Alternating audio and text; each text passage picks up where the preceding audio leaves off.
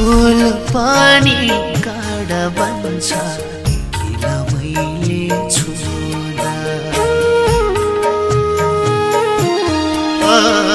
फूल पानी काँडा बन्छ किन मैले छुँदा नदी पानी उनी लोभ म अभागी हुँदा तिमी थियौ ताल जस्तै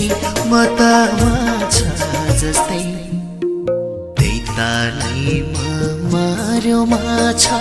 पानी विष हुँदा त्यही तालैमा मार्यो माछा पानी विष हुँदा